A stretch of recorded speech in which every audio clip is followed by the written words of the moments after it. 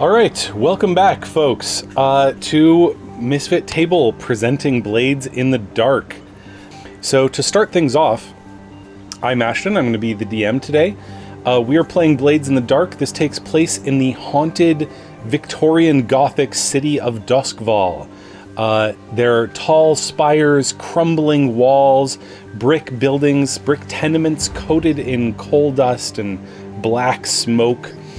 The city is haunted by ghosts. The world is haunted by ghosts. The sun was destroyed in a cataclysm 1,000 years ago, and the wilderness outside the city is totally uninhabitable. It's a wasteland, haunted by terrible, deadly specters that are only held at bay by the lightning walls that surround the city. Lightning walls, which are powered by electroplasm, which is generated from Leviathan blood, hunted by primeval whalers who go out on the haunted seas to hunt these huge demonic leviathans and bring back their blood to power the city. Our crew, actually, maybe I can pass it off to you guys here at this point. One of you want to describe your crew and the lair, and then segue into describing each of your characters quickly. I'll go first, sure. Yay. Hesitating. My name is Rob. From Misfit Table, I run our Witchlight game, just as the GM, but I'm a player here. I'm excited about this. And today I'm playing Bartimaeus the Shiv, who is sort of a retired whaler, one of these Leviathan hunters who's come back to the city looking for a more simple life after having seen terrible things out in the darkness of the oceans. Bartimaeus is a cutter. He is just the muscle of this group and labor in a way. He has come and sort of found a simple way of life kind of under the supervision of Weed. Go ahead, Chad. Hello, my name is Chad. My character's name is Weed. Botanist, alchemist, maker of strange plants and fun plants sometimes. We've sort of set up this small conglomerate in the coal forge area of whatever the name of this place is. Doskval. We are smugglers. We've set up this plant trade, but occasionally moving things around, gotta pay the bills sometimes. Mm-hmm. And that requires some liaising on the part of our face. Callie? So my character is Alona, the Vine, as she is known. She is a former noblewoman who left it all behind to follow her passions in keeping up with plants and greenifying this world again, but also because she was done with the bullshit. She saw how the rich were taking more than their share, and she could no longer stand to be a part of it. So she's left it.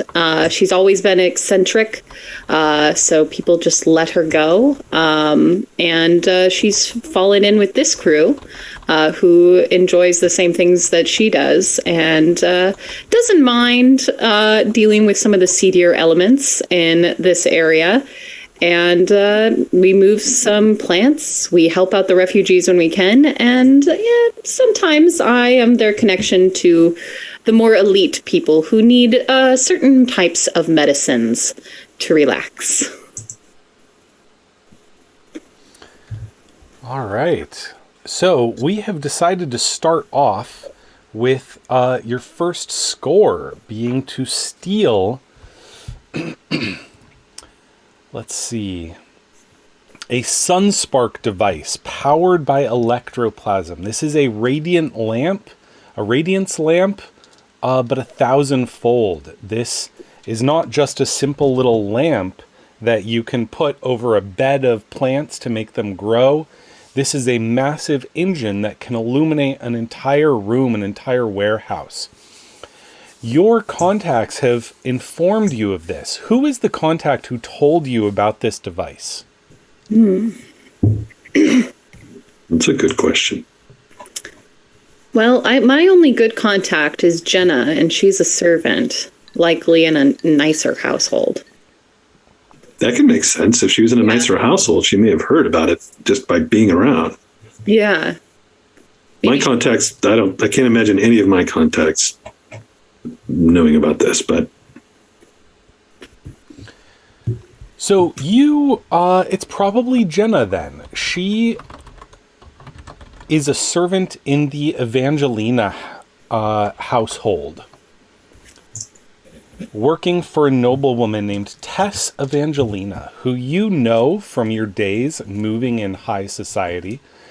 She always looked down her nose at you. She considered herself to be the creme de la creme, the best of the best. She hate her already. In her eyes, her family is old enough and powerful enough that they deserve the very best and nothing less. And even someone like you, who comes from a noble, titled family, just were still beneath her. You were not on her level as far as she was concerned. And it's her servant, Jenna, who's actually brought you this information. She has this Sunspark lamp and or Sunspark engine. You've been able to gather enough information to know that the Sunspark engine is currently being held in a ministry of oh my god, I'm blanking on the name. Preservation. A ministry of preservation facility outside of the city walls. But you know the date and time that it is supposed to be shipped in by train and delivered to Lady Evangelina's house. All right. So the first question that you guys need to resolve is what kind of assault is this? What kind of score is this? And your options are, let me find the cheat sheet that summarizes that. Here we go.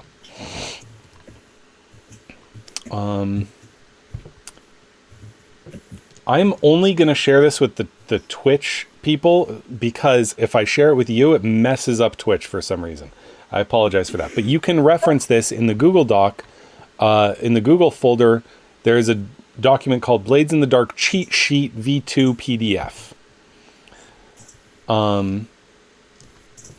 And this is on the last page. So let me show. Yes, there we go. All right.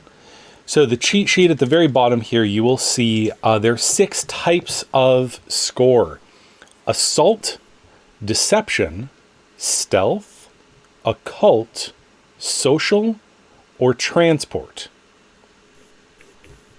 So what kind of score, what strategy are you going to use as you approach this?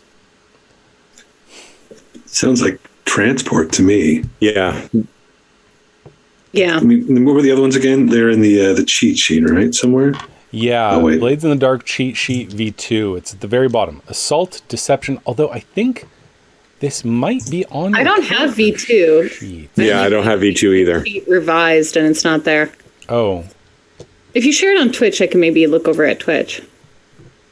You know what? It's on your character sheets. Don't worry about this. Look on your character sheets. It's Excellent. toward the bottom on the left-hand side, right above your contacts. Okay. You'll see planning. And Oh, this there. is it. This is Oh, the I see. limit of the planning that we do. Choose what your plan is. Do you want to attack? Do you want to deceive? Do you want to be sneaky? Are you going to use occult means? Are you going to try to get it out through social means or just by transporting it? I feel deception and transport are sort of like those two interact, because we're... Or social. I have quite a few skills in making connections and getting people to owe me favors. We can also improvise this. It can be something a little bit different. I don't know that transport is exactly correct, because you guys don't already have the object. You are stealing it. So maybe it's got to be like assault or stealth or deception then. Yeah. So we know it's coming in by train, and then it has to get offloaded from the train and loaded onto a vehicle, taken to the estate of the Evangelinas. Yes. Well, the Evangelina family lives in one of the two noble houses still existing in the Six Towers district. Most of that district has become lost and abandoned, but two of the magnificent original noble houses from the founding families of the cities are still existing there. And she lives in the Bowmore house. It is named for the original family that moved in there. When the Bowmore family finally collapsed, the Evangelina family moved in and took their house. So it is the Bowmore house. So that's where this engine is going, the Sunspark engine. I'm wondering, because of the way this system is sort of designed, like seems like as if it gives players a lot of sort of autonomy for deciding how the story's played out. I mean, you said that transport kind of doesn't work because we don't have this thing in our possession. But what if we sort of already did through Ilona's contact, but it's in a part of the city that we have to get it out of? Like, it's ours for the taking, and then the transport is getting it from there to where we are. Because then we got to take it through... What part of the city was that in, again? Her house is in Six Towers. Which is like a couple districts away, right? It is a couple districts away. But I'm just wondering if that overcomplicates things. I'm just wondering how much we can play. That would be a stage 2, perhaps. Like, I don't think you guys have this thing yet. And I will show the viewers the map here. So Six Towers is in the east side of the city. And again, was originally an incredibly nice district, but a lot of it is abandoned. It is full of haunted houses and squatters. So it's a dangerous area by itself. So let's not worry too much about the plan of attack. I think the relevant detail, the purpose of this in the rules is to figure out where the story starts. So we can accomplish the same thing by me presenting you with this. You know it's going to be transported. It's currently in the Ministry of Preservation facility outside the city. You know it's coming in by train. You know when it's coming in by train.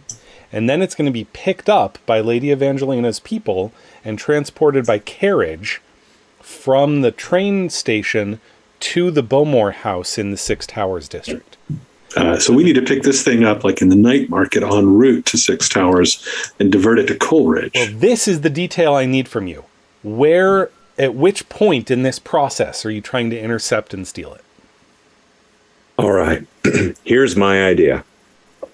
We show up with 3 carts that look exactly the same as the cart that's supposed to be getting picked up, the thing in, and we try and get them to put it on the wrong cart.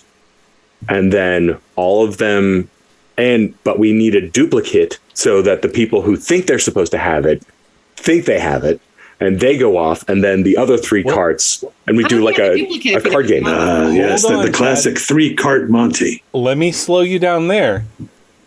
That is more planning than is allowed at this stage. That is the sort of thing you can do. The appropriate time to do that is in a flashback once the action is started. Got it. So we start basically wherever this thing is. Like we say, our plan, our story with this heist begins in the market as it's traveling through the night market, or as it's coming off the train. We have to decide where it is. Right? I need from you. At what point are you engaging this? The rest. I feel like the night market is better because the bridge is closer to Coleridge, but it could be the. I suppose it could be the night. Well, there's a bridge from the trains too. That is actually very close to where we are. So you want to intercept the cart on its way? I think maybe I say we get it at the train station. I guess and just cross We would describe this as a new plan that is interception, as opposed to, assault or stealth or something. We'll call this interception. And the detail I need is, where are you going to intercept it? I think the night market's a little crowded, though, right? Yeah, it's farther away, too. Like, if you look at the map, the train station is like there's a bridge right there that goes almost to our doorstep. So I feel like the train station is the best spot. Least distance we have to go. That is going to be its closest point to your household. Okay, so we're going to steal this cart, basically. We're going to steal the cart. Maybe I think maybe we go with point of entry. That's interesting. Stealth is point of entry. Transport is route. We're not going to attack this thing. We're just going to... Are we paying off the drivers, or are we knocking them out and just take... Too far. No planning allowed. I don't know where the line is. All right, fine. Yes, we're going at the train station. Yeah, I'm not trying to blame you. You don't know where the line is. I'm trying. We all need to adjust the approach to this. It's a different approach. Fair. All right. Yeah. Take some so we getting used to. intercept it off the train. So, have you decided your point of ingress is the train station? Your point of interception? Yes. All right. So, any ideas you have along those lines as far as bringing multiple carriages, this or that, whatever it is, bringing poison to knock out the drivers, replace it, all that can be done in flashbacks. There's no distinction in the action between what's happening now and what happened previously. At any time, we can go back and describe and even play out something that happened previously. All right. So, the very next step, and this determines how well things are going when the story starts. This is the engagement roll. We're going to open at the train station as this train car is pulling in, carrying the sun engine. What we need to figure out to see how well your plans are being carried out so far is the engagement roll. So this is another part of this system that determines what position do you start in. So, quick aside, rules aside.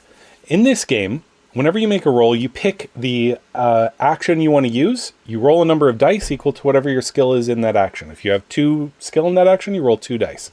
You only take the highest result. 6 is a full success. 4 or 5 is a success with complications. And 1 through 3 is failure with a consequence. But there's a little more to it than that.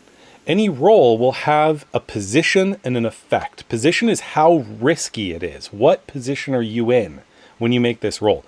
Controlled means that you are in the position you want to be. You've got this situation under control. You planned for this. Everything is lined up. Your ducks are in a row. You're ready to go. Risky means things haven't necessarily gone exactly according to plan, but you've still got a shot. It's risky. Desperate, well, I think that speaks for itself. So in this game, I don't choose like a difficulty level. It's not like I make your roll harder or easier. There's not a target number you need to hit. What I choose is the position. You choose the action, I choose the position. I also choose the potential effect. That is, how strong of an effect can it have? Minimal, normal, or a powerful effect? If you have just the right plan that could really change things, that could be a powerful effect. And I think I'm getting the terminology wrong, but it amounts to the same thing. Whereas if you're trying something that even if it works, I don't think it's going to have a big effect, that would be minimal effect, right? Not none, but less. So you always pick your action, I always pick the position and the effect that that roll can potentially have. That make sense? This roll, the engagement roll, determines your position as we start. If you get a 6, you start in a controlled position. So far, everything has gone according to plan. You've got all your ducks in a row. Things are looking good. If you start in a desperate position, something has gone horribly wrong already before we even begin throwing dice. Got it? All right. So do we decide then like how we approach this and then we make a roll and that determines how bad things are? Or do you You've I'm already given me everything that you give me. Okay. The point you've given me the detail, which is point of interception. We're treating this as an intercept action. That's not on the list, but we made it up. And the point of interception is at the train station. So now it's time for the engagement roll to see what position you start in. You get 1 die for sheer luck. You also get 1 die for each major advantage or disadvantage. So there's a few things we can go through here. Is this operation particularly bold or daring, or is it overly complex or contingent on many factors? Do you think either of those would apply here? I kind of think it would. Overly complex? You think so? I don't know. And also bold. Bold. I mean, we are stealing a major power source. We're stealing something important from a well-connected, powerful family in the city from the only train station in town. So maybe you're right. Maybe this is right under the noses of the blue coats of her troops. Like, this is right. The train station is about the most populous place you possibly could have chosen to pull this off. Other than the night market. So immediately we get to the train station. We're like, this plan is terrible. Well, you get points for boldness. That's one kind of fun thing about this. So, well, the Shiv doesn't care about complications. He thinks that this straightforward plan is perfect. It's very simple. Oh, no. We smash something in the head. Ideas are always way too complex. So at this point, we haven't technically made any complex plans. Maybe you can bring those in later as flashbacks. And if they're complex, that'll be extra stress to pull off a flashback like that. But right now, nothing is complex. So I think you get the point for boldness. That brings you up to 2 dice. Next major advantage or disadvantage. Do you have any friends or contacts who are well positioned to assist you in this? Or do you have any enemies or rivals interfering with this operation?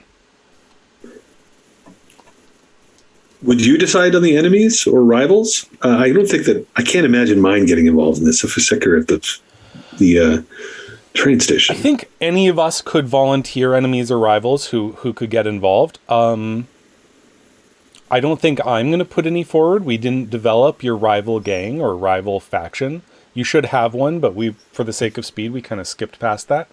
Do any of you have an enemy or a rival on your character sheet that you think would have any reason to try to hinder you in this? And if not, that's fine. Or any allies who might be available to help. I have a drug addict and a corpse thief. I'm not sure how either of those fit into this scenario. Corpse thief. My enemy might be closer. Celia, the information broker. Oh, there you go. Ooh. Someone else is looking for this thing too. Oh, very interesting. Somebody has sold us out. Let's do it. That could easily lead to like any of the rest of our rivals getting involved. Callie's information brokers just sold us out to like other enemies. Yeah. So as you were approaching the train station to pull off this heist, you have a little niggling doubt in the back of your head. You know Celia brokers and information. You got this information. How many other people know? And does Celia know that you know? You have reason to believe she might. That's going to knock 1 die off your engagement roll. Dun, dun, dun. Any other elements? I don't think there's other elements unless something jumps out immediately to you. The only other counter to that would be Mercy, my cold-hearted killer friend, getting involved in eliminating a rival that might be, also in this. But I feel like maybe it's too early for that. You can pull her in a flashback. Yeah. True. Well, Yeah. What if my corpse thief friend, he's used to doing things, undercover and underboard. He's familiar with moving things around that other people don't want to be moved around. So what if we have him as an ace in the hole, hiding out somewhere to help us out? What if we rip this thing off and shove it in how big is this thing, by the way? Would it fit in like a coffin? You guys have not seen it. You actually don't know for sure how big it is. You know, it fits within a carriage. Maybe we have a really big coffin.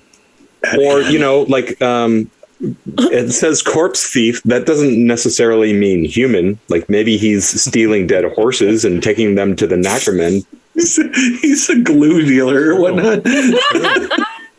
Well, I think that's enough for the engagement roll. I think bringing in your allies is another thing you can do with the flashback. But he's not obviously related enough for me to think it's appropriate to factor him into the engagement roll.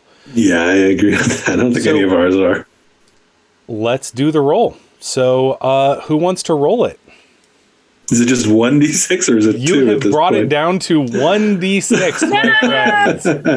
Now, can you push or do anything to help in this? Like On make a deal rolls, or you can. But this one is not something that you can modify at all, other than the ways we already discussed. You can't just do a devil's bargain right off the bat. Looks like Chad's ready. Chad's got it. Chad is ready. Chad, go for it. So again, 1 to 3, desperate. 4 or 5, risky. 6, controlled. 2. All right. Okay. My favorite is actually, I mean, this is the first time I played this, but I can already tell my favorite is starting in a desperate position. This place is crawling with blue coats. This is not a good idea. As a little side note, that's sort of a perk for you guys, make a note that anytime you make a roll in desperate position, you gain an experience point. That is one way to gain XP in this game. So, on your character sheets, you'll notice that there's, if you look at the 3 major categories of your abilities, you've got Insight, Prowess, and Resolve. And there's XP next to each of those. So if you do Attune or Command or something in desperate position, you would mark an XP next to Resolve. If you do a Study at desperate, you would mark an XP next to Insight. And, same with the others. Rec at desperate. So what does this fall under? This does not fall under any. This isn't a skill. Roll. It's different. And you can get multiple of these in a game then, right? And as soon as you fill it up, like the thing goes up? Is that what happens? As soon as you fill up all your XP, you go to the next level? I think you get a bonus one once you fill up that. I didn't look too much into the XP because we're only doing the one shot. If we do a second one, if we do a follow-up episode, I'll make sure to research. I totally think we should. Especially since it's almost 3 hours we've been playing and we haven't gotten anywhere. It's going to move fast now. We're gonna be dead in 30 minutes. So, you guys are in position at the train station. You're on the platform, watching for the train to approach. And as you see it coming in, you notice the train actually... You notice 2 things. One, you notice a group of very thuggish looking individuals. You don't know immediately who they are. They're on the other side of the train platform, but they have also conspicuously shown up right as this train is pulling in. Should we determine what our load is right now before this whole thing starts? Yeah. You should choose your load before we start. What does that mean again? Do you want? That's how much gear you're carrying. Right. Was this I'm going with normal. You're going with normal? Bartimaeus is going with heavy, and there's sort of a reason for that. Yeah, I'll go normal. Let me just pick. So you guys are not the most subtle here. You look like you're here for action. Bartimaeus never is subtle. He's just this huge guy. He's constantly carrying around. He's got weapons that are obvious, and he carries around a lantern with him everywhere, this hooded lantern. He never lets it go. And Weed, you might know that lantern is not really just a normal lantern, but he carries around a little plant in it, it's his pet. Ooh, cool. Are you sleeping with the lantern? No, not well. I mean, it sits next to him when he sleeps. He calls it Puppy. What kind of plant? It's like a little bonsai tree. and there's a little light in it. Like it works as a lantern, but there's like this little tree inside that he's been nurturing. He probably had weed help him like get it started, and now he's paranoid about it dying, and it's like his little obsession. So, have you all decided your loadout? Normal, and heavy? Heavy. Great. So there's two things that go wrong before your plan can even begin. One is you see another group show up that you don't know for sure, but they look like they're here waiting for the same train. There's more of them than you, and they look armed. Visibly armed. Like they're loaded for heavy as well? Yeah. Someone has the same plan as us, I see. The second thing that goes wrong right away is the train does not pull into the normal track. As the train is about to pull up to the platform where you're on one side, they're on the other, you're both waiting for this train, at the last second it diverts and goes toward a more abandoned like work area of the platform where trains normally don't go there. It's a different track that goes over to the yard where all the trains are kept. And you can see the other group their eyes go wide, they look shocked and dismayed, and they're looking at each other like what to do as they see it going over there. Some of them glance at you, but you're not sure yet if they have identified that you're here for the same reason they are. What do you do? Vine. Is that the train over there?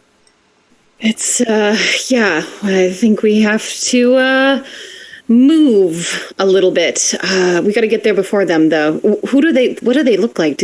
They look like bruisers of some kind. Are they from one of the rival gangs? Is there a way to recognize them? There are often ways to recognize rival gangs. Many of them have signature details, but these guys appear to have gone to lengths to cover up their identity.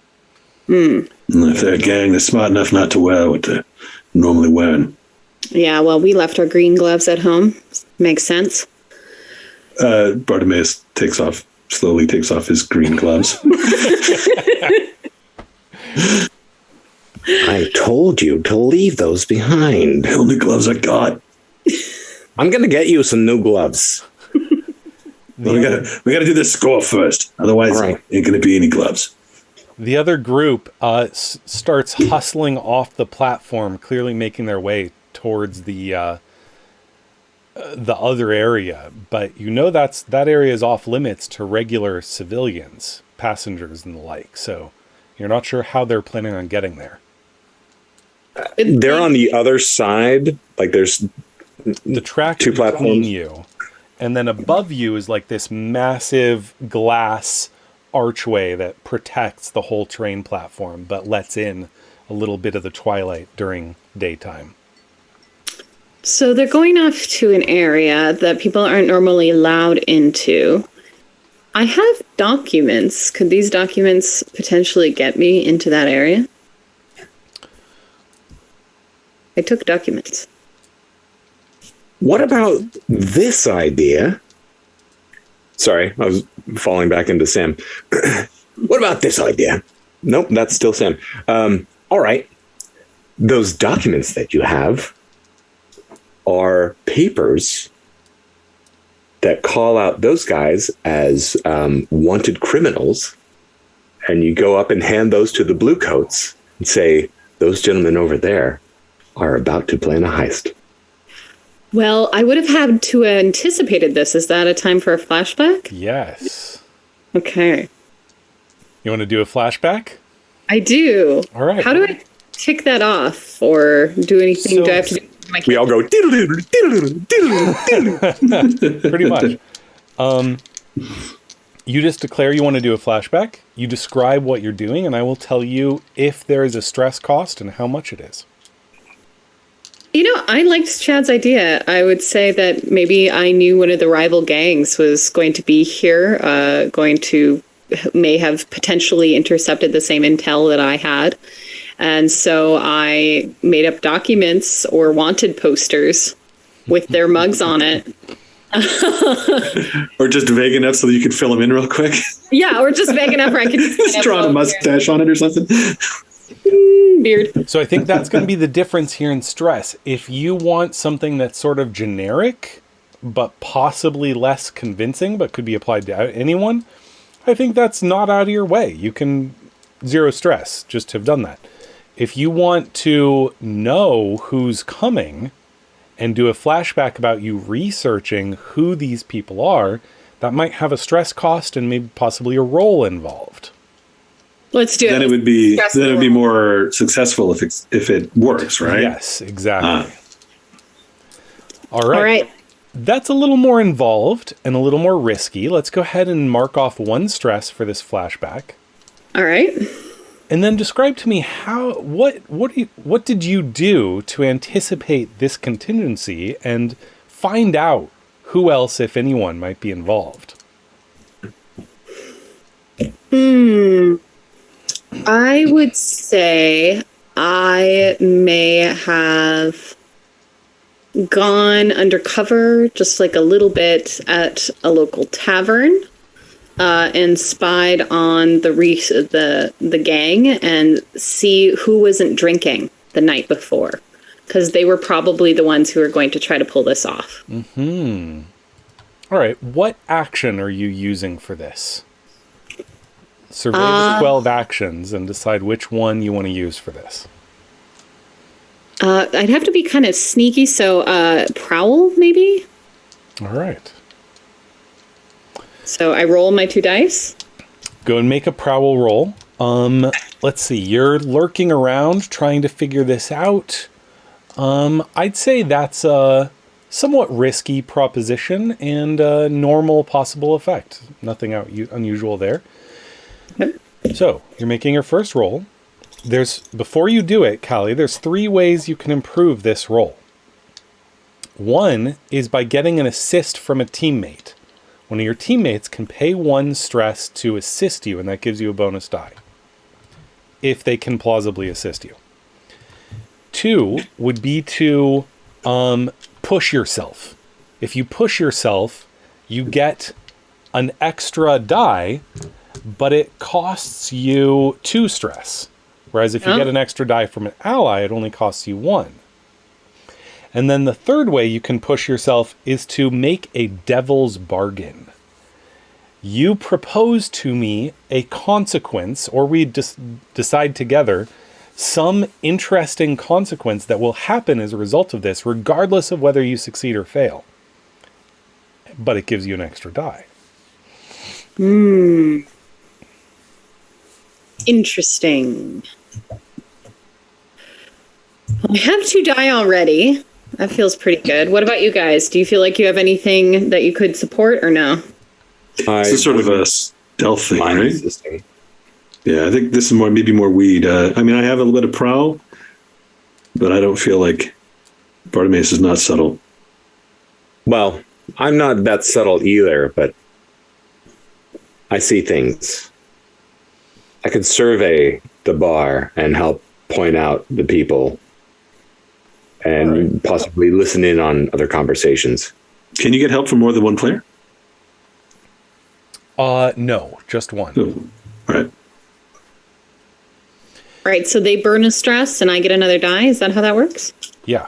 So you guys work this as a team. Weed goes in, scouts the scene, points intel to the vine, and then Alona can go in and gather the information needed.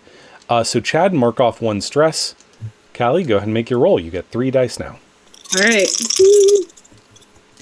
I'm rolling so terribly lately. I'm just like really worried. 6. Hey, beautiful. That is unconditional success. You know exactly who's here. You, that night at the bar, you overheard a group of people chatting.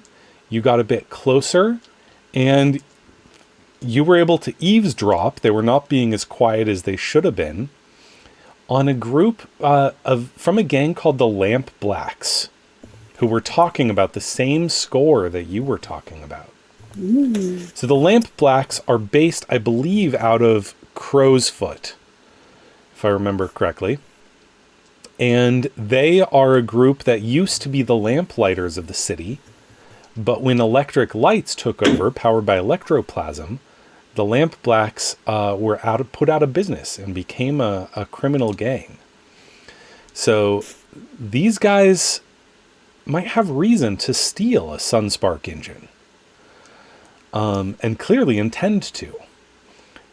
So today they've left behind their signature black hoods. However, you know that these guys are the Lamp Blacks. You recognize some of them as the same guys that you saw at the bar the other night. And you have prepared documents, arrest warrants with their faces on them. All right, I take my documents. I go over to whatever local blue coat is kind of standing around, and I say, Sir,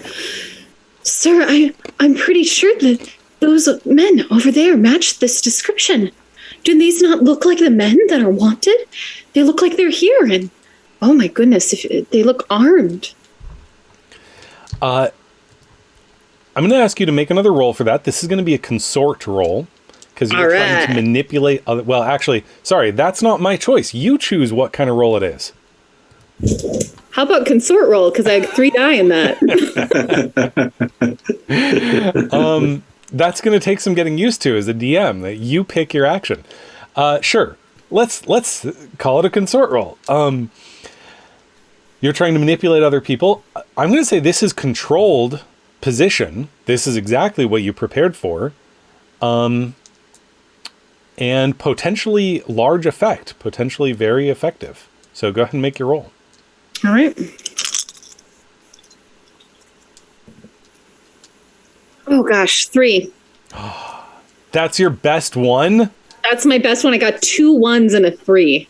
Oof. Oh, I was no. going to say, I wonder if one of us could have helped with that somehow, but it's too late now. Too late now. So with the 3, there is a consequence. This was controlled, so it is not the most terrifying of the possible consequences.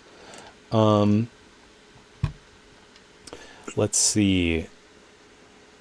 You falter.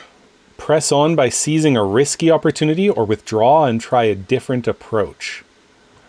As you were walking up to address them, you slip on an oil slick on the ground, and as you fall, your documents land in the oil and get stained. It is no longer as clear as it once was. One of the blue coats comes up to you. Hi there, you okay, miss?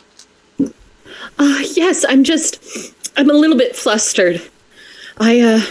I gather up my documents. I try smoothing them out as best I can, and I say, I saw these wanted posters, and I was coming over to show you. I think these men over here match that description. Okay, so this is you pushing on, even though it's a little bit riskier. You definitely see a couple other of the blue coats walking up to you. They've got their hands on their truncheons, and they're looking around for trouble. They've seen people slip before. They know this might be a trap. Go ahead and make another action roll. You can decide what, but consort would be perfectly acceptable. Consort. To try to manipulate these guys. Try again, but your position is now risky. I wonder if there's some way that we can aid with this. Or this might be a push situation, too. Yeah, I'm going to push this one. A little desperate. Or a devil's bargain. Or flashback. Where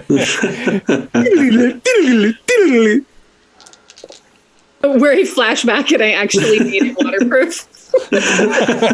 I anticipated this. Oh, by the way, thank you for saying that. This is an excellent time to talk about one other mechanic that you should know about, which is anytime there's a consequence, you have the opportunity to resist that consequence.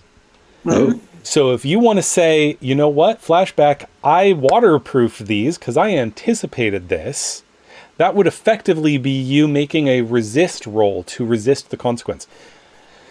It's guaranteed. You will succeed. If you resist a consequence, you do resist the consequence. The question is, how much stress does it cause you?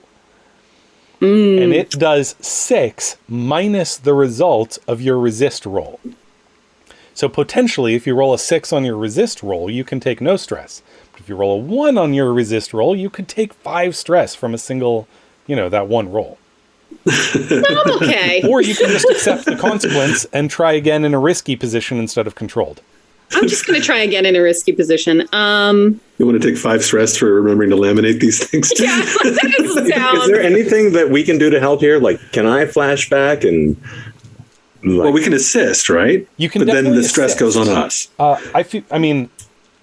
We have this roll possible because of a flashback. I'm not sure I want to pile too many flashbacks. Flashback on a flashback. Got it. You can definitely, if you can come up with a creative way to assist, even if that is in a flashback, if you did something to help her prepare for this. I don't have an idea for a flashback, but I do have an idea to assist. Sure. For Bartimaeus. Let's hear it. Bartimaeus moves up quickly behind Alona, the vine. And of course, he's bristling with weapons and probably just looks as bad as those folk that are going the other direction. But as he arrives, he's going to help Alona up and look at these, these wanted posters. And he'll say to the blue coats, right? That's the name of their. And say, I'm a bounty hunter, and these folk, they look like they match the same description I've seen before. And if I may, oil spills, that's nothing. And I walk up and it's like, sorry, miss. And I pull out one of the flasks from my bandolier and unscrew it and dab it on a cloth and slowly wipe the oil away, but leaving the ink behind. Nice. I'm actually going to say for that one, let's go with your assist, Chad. Don't spend a point of stress. Instead, mark one of your limited number of equipment items as being this alchemical supply that cleans up oil slicks. Bandolier of alchemicals. So we're going with a different cost instead of stress for this assist. So, Callie, that gets you an extra die. Cool. All right, that's 4 then.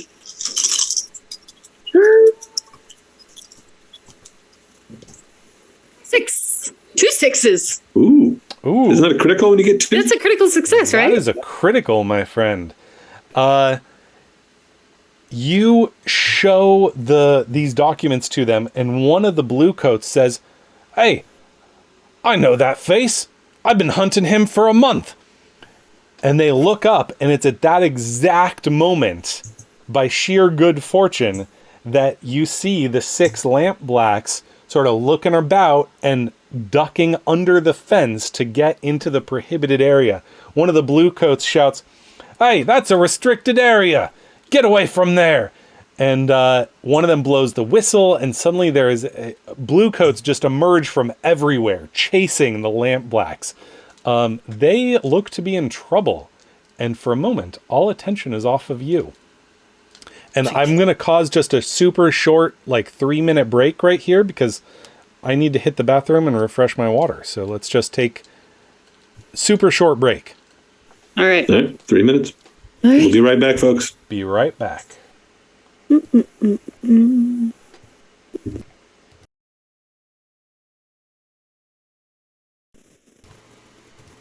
All right, welcome back.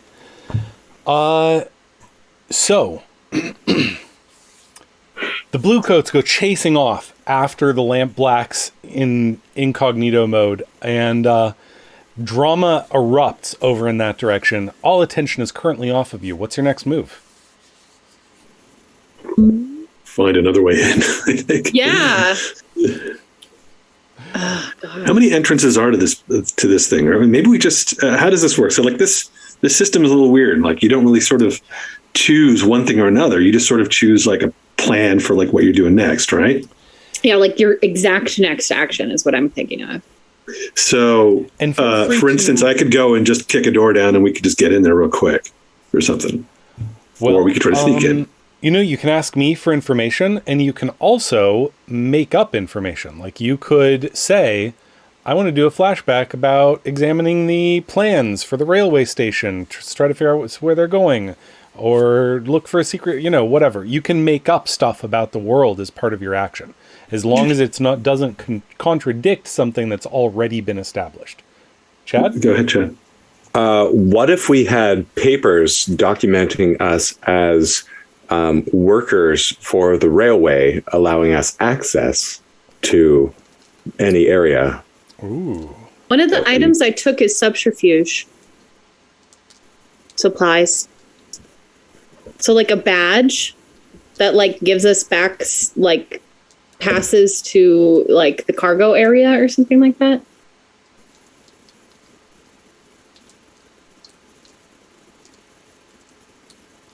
Ashton? That's up to you guys. This is an a normally off limits area of the rail, right? Yeah. So the place where the train went is to the stockyards, like where the trains go when they're not being used. What if there's a door that's or a way to get in there that's normally locked and they don't really fully guard it because they just assume no one's going to get through, and we could just. And everybody's already gone to check out the disturbance that's going on, so the gate. So we just have to we have to bust down a door to get into this area that's just not being watched, rather than getting more people involved, because we've already sort of shown our faces to the guards, right? Well, this thing is heavy. I think it's going to be more than getting through a door. Like we need to get our carriage around back and get it to that side, right?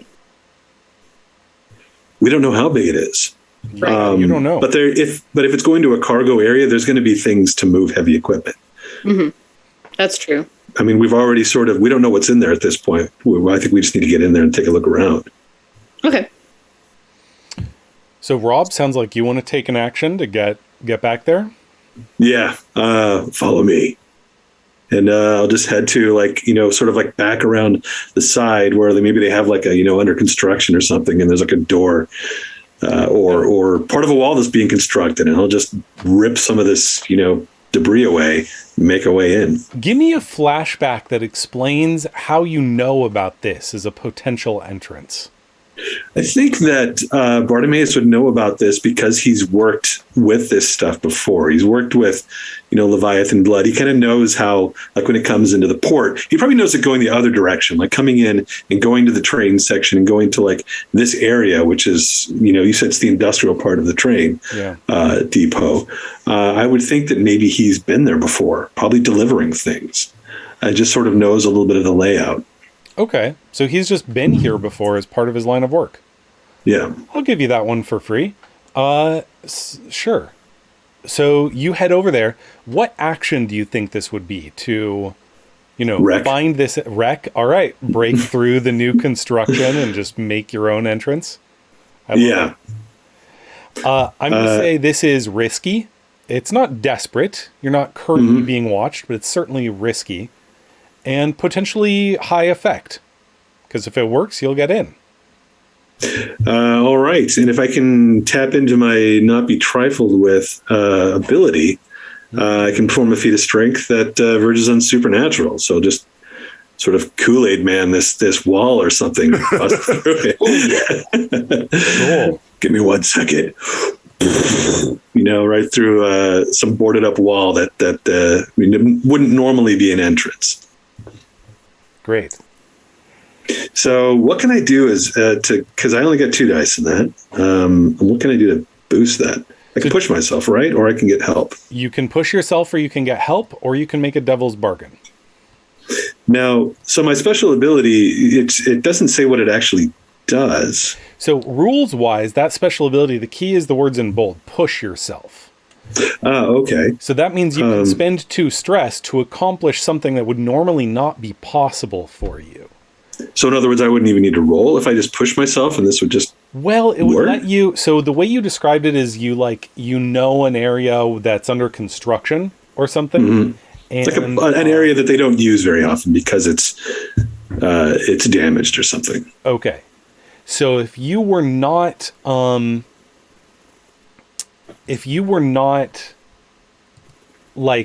going through a place that's already vulnerable, this would allow you to just bust through a brick wall, which normally would not be something that's possible. You'd still need to roll to accomplish it, but it would let you try that, even though you normally couldn't.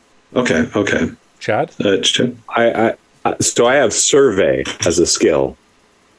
All right. Which I would assume I could find a place that's more easily indefensible and break-inable. Check for wall studs. A little bit to your left. Hold on, don't just run at the wall. Let me suss this out and here's the point. Sure. Make a survey test. That's going to be controlled. There's nothing too suspicious about surveying it. 4. Yeah, normal at 10.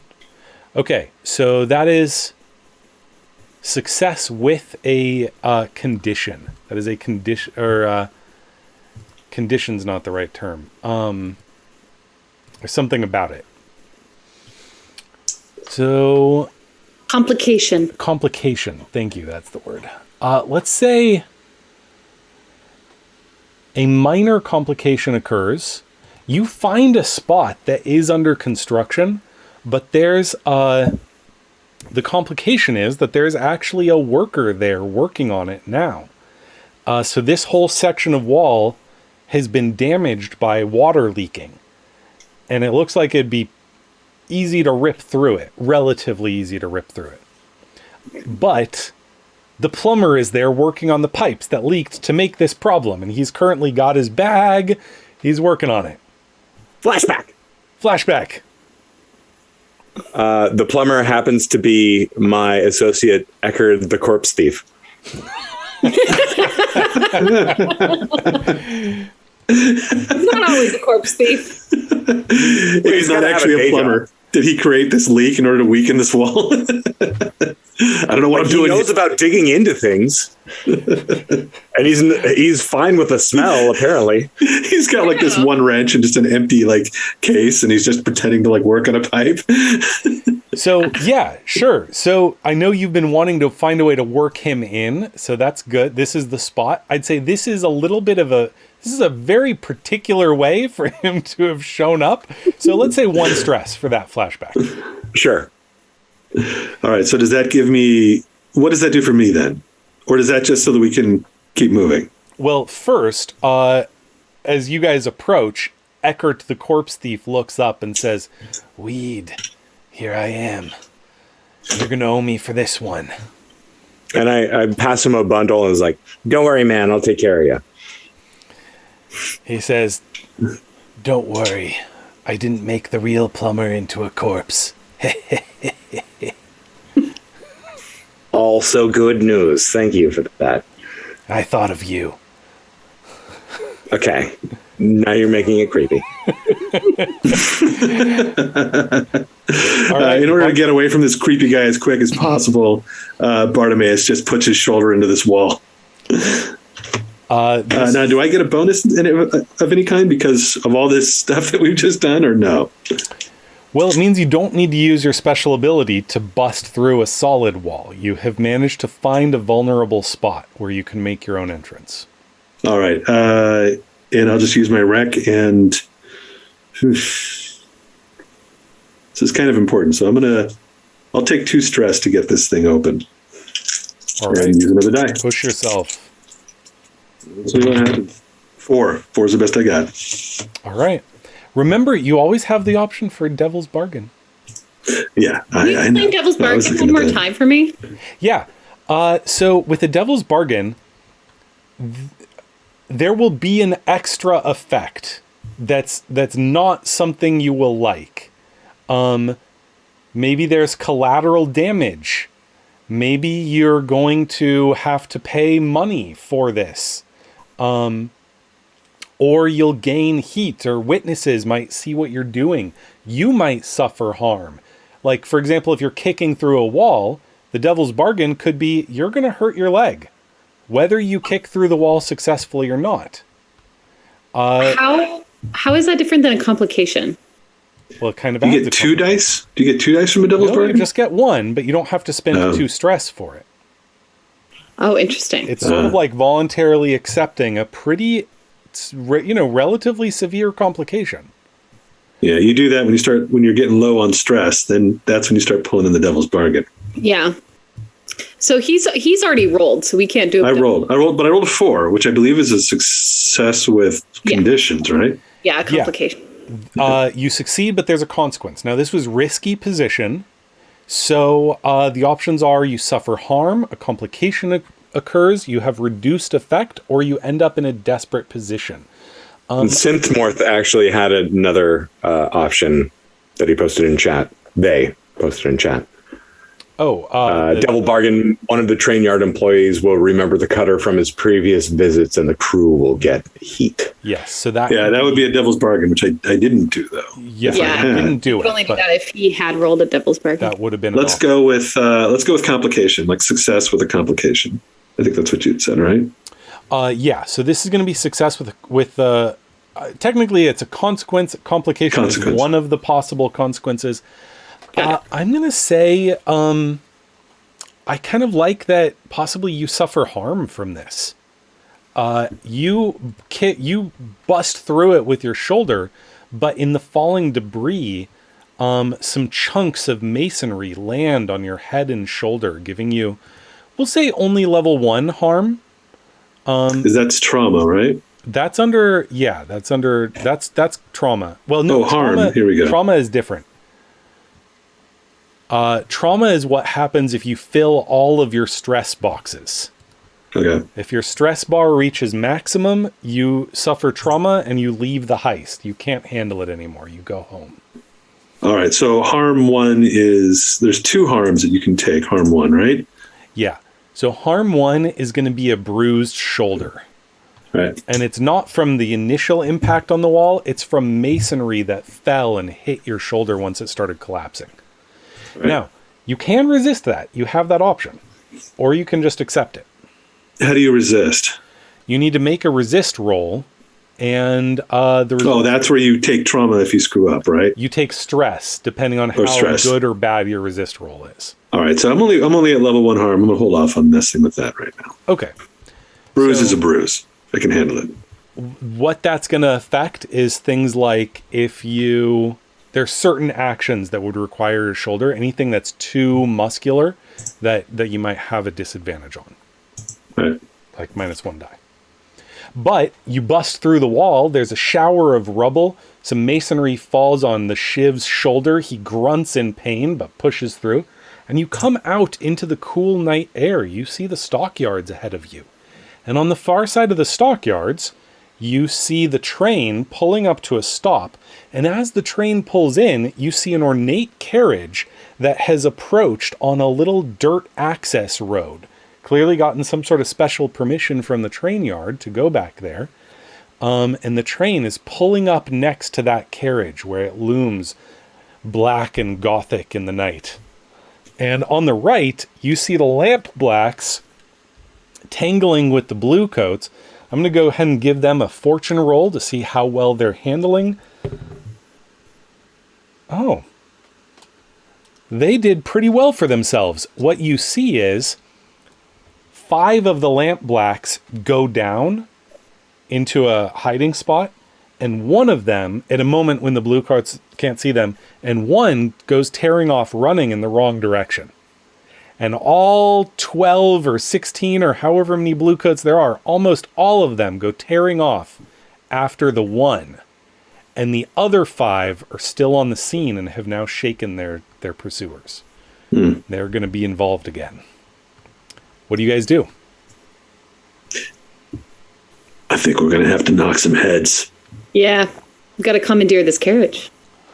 All right. You guys do that. As I pull out this weird tube-like thing with other tubes and carriages attached to it, and like, I'll try and hold them off. Yeah. So I'm, let's see, what is this? An unusual weapon. Ooh. All right. Is Weed planning on holding off these 5 people all on his own? Because I think definitely... No, I'm going to go full scarecrow on him. All right. Gas him. I think Cutter. I think my Cutter here is going to go with you. I think Bartimaeus is going to join you in case that doesn't work. Vine, see if you can't get them to load up that thing and maybe put it in your possession. I'll give it a shot. All right. So, Weed and Shiv, or the Shiv, are both going over to the Lampblacks? Yep. Knives coming out, cracking knuckles. And the Shiv has got his own interesting weapon, too, that comes with the Cutter. As he whips out this weapon that looks like somebody took a cleaver and then just stretched it to about like 3 feet long. It's I looked up whaling knives to see what they look like, and there's one that's basically used to carve off the blubber of whales, and it looks like a cleaver. It's like you can use it two-handed. It's wedge shaped, and I think the end is sharp, so you can kind of shove it in. And it looks a little bit like a really elongated cleaver. Cool. That's super scary. Yeah, it's kind of a scary looking thing. I would be very intimidated if I saw someone walking toward me with that thing. The Lampblacks stand as the last of the Bluecoats gets out of this area, pursuing the one who misled them. They see you coming across the open train tracks. Chad, you sort of initiated this. What action are you taking here? I am taking, let's see, what do I have available? So is this from assault, deception, stealth, occult, social, or transport? No, this would be from your...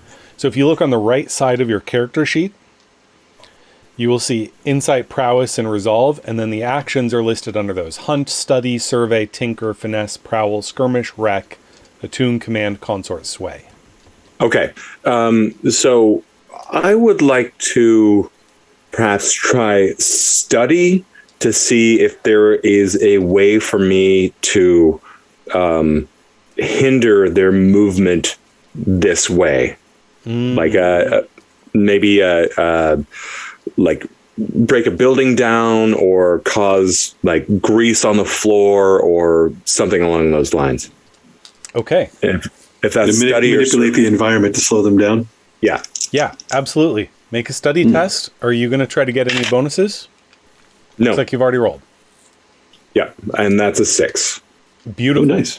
Actually, there is. This is the train yards. This is where the trains go when they're not in use. And there's a train track. And there's a train well positioned on a kind of slope that if you were to just throw the brakes, it could slide down, cutting them off. The question is, do you want to cut them off from accessing the carriage and the target, or do you want to cut them off from accessing you? I think carriage. Otherwise, that puts the Vine all I'm over. going to cut them off from accessing the carriage. All right. I'm taking the brave stance for the greater good. You're sort of surveying the scene and luck is with you. You hop over a few empty tracks, throw a lever, and this train just goes thundering down, rolling towards the Lampblacks. They dive out of the way as it slams into another parked train with a big crunch of equipment. They have been effectively severed from directly accessing the carriage. However, they still have a clear line of sight on you, but they don't seem to be coming at you right away, even though you obviously did this. Several of them are tackling the train, trying to pry it open, see if they can find a way through, over, or under. Meanwhile, let's switch over to the Vine. Yeah, so there's the carriage. They are offloading things off of the train car. Do I see the device yet that they're about to load in? You don't. Let's see. The carriage is unfortunately on the other side of the train from you. So as the train pulls up, it cuts off your view of the carriage. And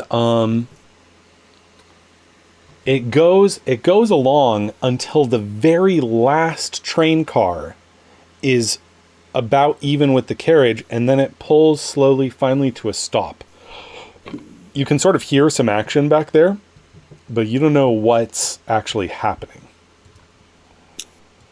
All right, I want to just sneak up and get a view of it because I'm not sure how big this item is, if it's something I can carry off on myself or if I need to take the carriage. So I want to see what's going on and how many people are near this carriage and who they are. What action do you want to use to approach this scene without drawing attention, the wrong kind of attention to yourself? Probably prowl. Perfect. Yeah.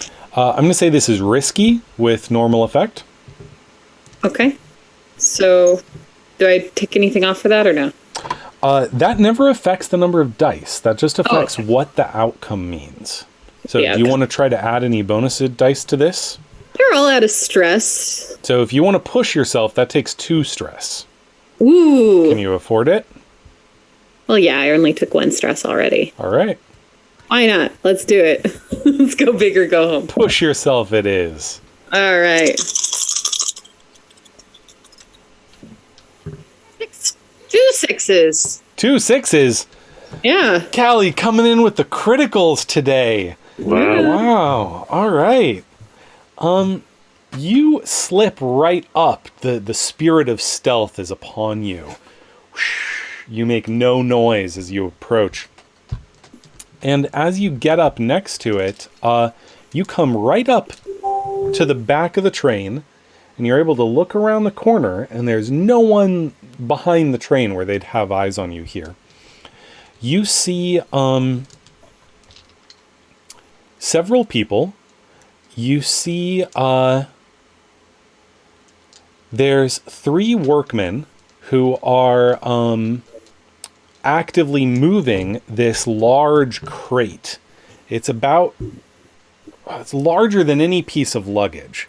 It's definitely a crate meant for loading, significant supplies, large amounts of supplies. It's probably not quite as big as a coffin, but getting that big. Maybe 4 feet wide, 3 feet across, 2 feet deep, something like that. And it looks heavy. It's taking all 3 of these men, all their strength to lift it. There's a couple others standing on the train, looking down at it. And then near the carriage, there's a driver sitting in the driver's seat in the carriage. But you also see 2 cutter types, 2 armed individuals, one male, one female, both of them carrying wicked-looking weapons. And you see a woman dressed in a gorgeous black gown with one of those little tiny top hats, like way too little for her head, sort of pinned to her hair right there. And she's surveying the movement of this engine from one to the other. You used to be a noblewoman. You recognize this young lady. She is Tess's daughter, Belle, her older daughter. And you know Belle, Evangelina, as a real piece of work. She never completely fit right in the noble circles. Like her mother, she kind of held herself aloof, but clearly was involved in some weird stuff. Of like the strange variety. She might be more of a whisper type of individual. Interesting. And like her family, someone with very little care or compassion for anyone outside their own family. Rumor holds it, she's got a cruel streak. Interesting. Okay. I cannot steal this carriage on my own. This is not the thing. I can't carry the thing. So I'm going to see if this is a flashback moment where I may have had a contingency if this specific woman, Belle, Evangelina, showed up to either have an idea of some sort of leverage I could have on her or something like that. Ooh. Well, give me more. Do you want to look for leverage? And what did you do during the preparation for this to find whatever it is you're looking for? Well, I have, Jenna, my contact in Evangelina's house. So I can kind of see, hear what's going on in her life. So she's into spooky stuff. So in my mind, so she's got a cruel streak and she's into spooky stuff. We have that body snatcher connection. And I was thinking that how we're actually deciding to transport this was with a hearse. Like he stole a hearse from the funeral home, like fairly easily, like they weren't using it. And so like I could use some of my spookier connections in some way. Don't forget that Bartimaeus has got like a spooky sort of situation too. That's what I was thinking. I was like, Bartimaeus talks to ghosts, right? You can talk to ghosts. And so I could offer your services to her, and maybe there's something she wants, like maybe... Don't forget that I have a corpse thief friend. Yeah, that was mentioned too, I think, already, right? Yeah. Isn't that what you were just saying? Yeah, Synthmorph just brought that up. So I think having the hearse there would be a different flashback, probably somebody else's. Probably Chad's, but we'll see. But for this flashback, for her specifically, what would you do what would you have done to prepare for possibly encountering her in the days leading up to this? Maybe I wanted to find out more about like her past. And maybe a little while ago, mysteriously, a rival to one of her love interests went missing. Ooh. And I actually, know about it because my friend Bartimaeus was able to contact her spirit. And I know where the woman is buried. Like, she took care of her. She took her out of the way. So she's actually a murderer, and I know it. So I could leverage this. Interesting. I love that. That is also a little bit more elaborate. I think that's going to cost 2 stress. Okay. So I'm getting up there on the stress, guys. Well, you're out there alone, sneaking up next to all these folks. That's a little stressful.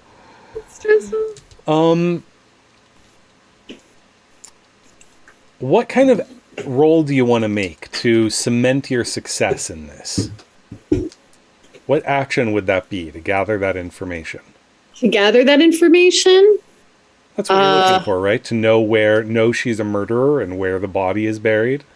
Yeah. This would probably be a finesse situation. Finesse is in the physical category. So that's in the physical, to be more right. like, physical finesse. So, I mean, Consort is the one I'm most talented in, and that's the one where I deal in secrets and stuff like that. I mean, you're playing to your strengths. Yeah. Go for it. Blackmail. Yeah, this is perfect for a spider. Yeah. Are you pushing yourself at all on that, or accepting a devil's bargain to try to get more dice? Or, you did mention Bartimaeus possibly assisting by speaking to a ghost. Do you want to get Bartimaeus involved? It's up to him. It's a flashback. So Give me a stress on that. I'll take it and give you a bonus. Great. Yeah, he was influential in me finding this information and cementing it. Perfect. All right. Take your bonus die and mark your stress, Rob, and go and roll. All right. That's 4.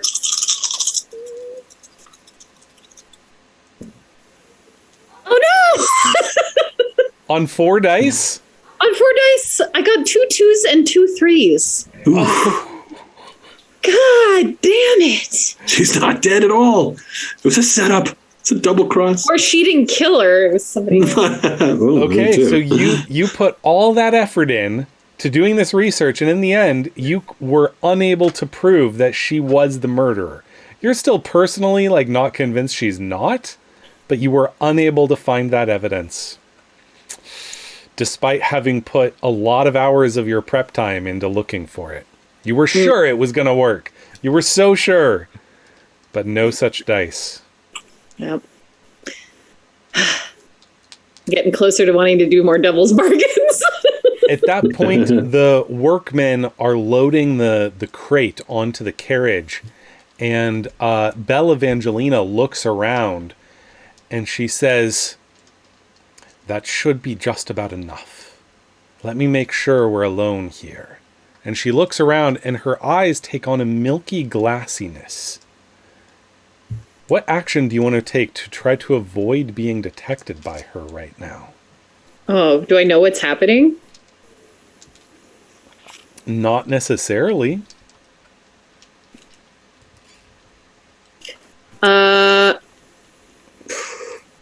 Probably prowling to get out of her line of sight. Sounds good. Or I could use my study skills to know what she's doing. I would let you do like a knowledge type action to see if you know, because that's pretty fast. That's not going to take your turn. Yeah, I'll do that. You want to do a study action? Yeah, I'll do study action. All and right. I don't think I'm going to burn any stress on this. So. Okay. Go for it. 4. You can tell that she is using magic of some sort. Probably physical line of sight. Traditional hiding is not going to be as relevant here as something that would throw her off your scent. Something that would some way of making your consciousness less visible to her, less obvious. Probably heightened emotions would attract attention, any sort of heightened state of mind. So the most effective way to try to hide would probably be to just take a deep breath and calm yourself as much as possible. Okay. I do that. I try to calm down. All right. Let's call that just a normal resolve check. Okay. So this would actually be your resolve, which is all of the dice you have in the resolve category. Okay. Cool. So that's 4. And this is going to be a controlled position. No, sorry. It's high effect because you know exactly the right thing to do. But I'm going to say this is a desperate position because if she does catch you, you're in real trouble. That's true. Which means, since it's a desperate roll, mark off a point of experience in the resolve category. All right. And then roll it. Okay.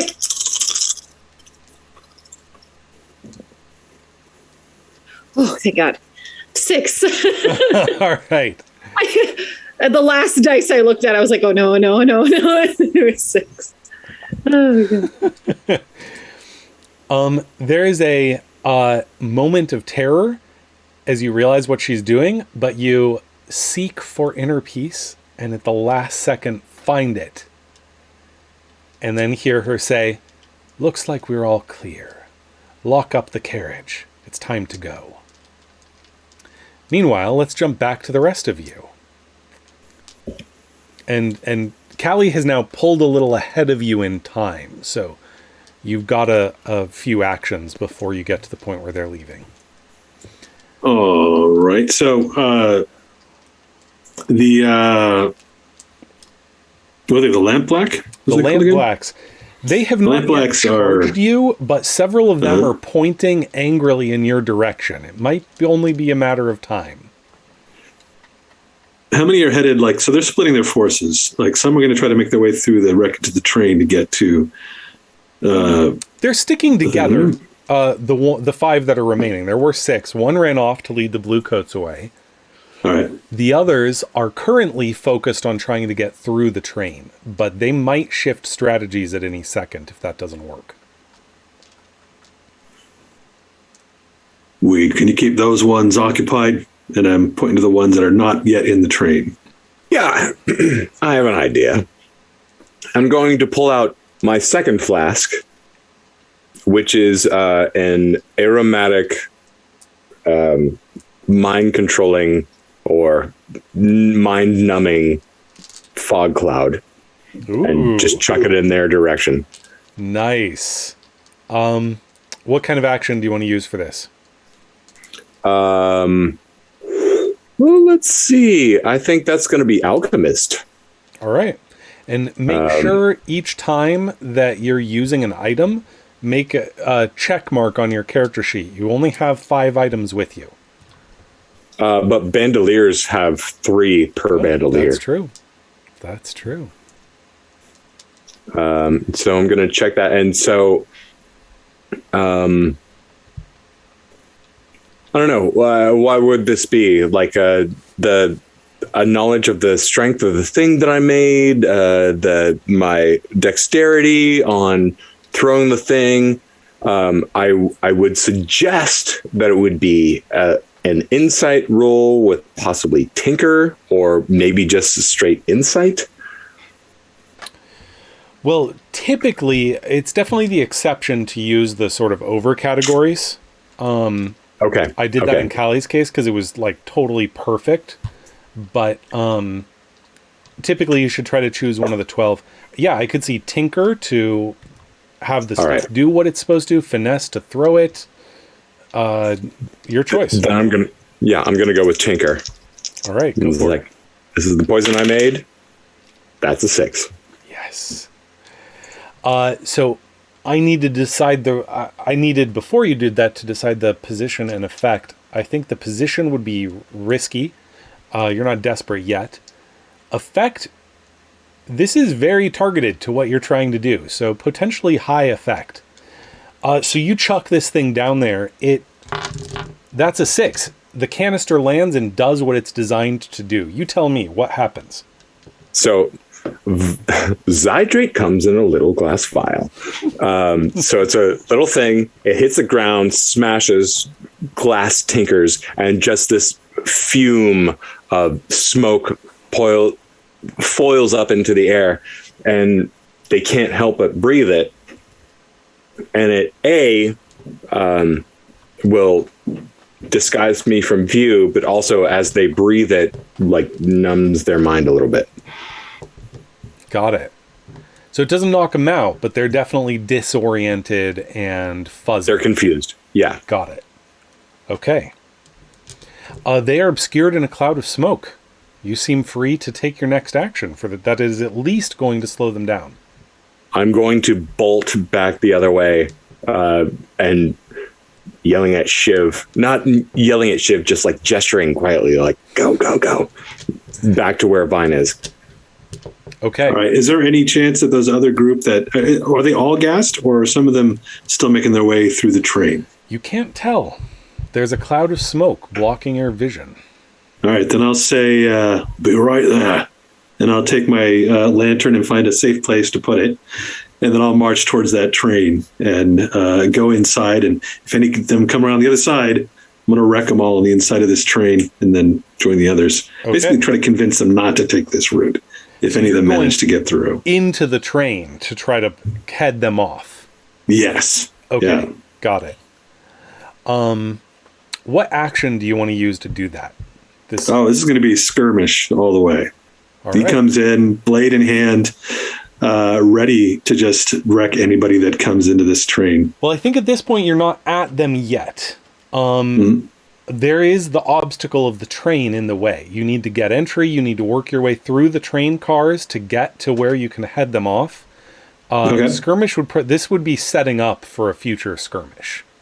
So this might be wreck or hunt or something like that. Wreck, yeah. I guess, to bust a door open and get in there. Sure, perfect. And if this is successful, this will put you in a slightly better position when it comes to the skirmish. If it comes to the skirmish.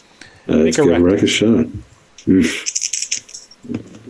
Check 5. Yourself before you wreck yourself. Yeah. Roll a 5. 5. Excellent. Let's see. This is fairly controlled. So that's good. Potential standard effect. So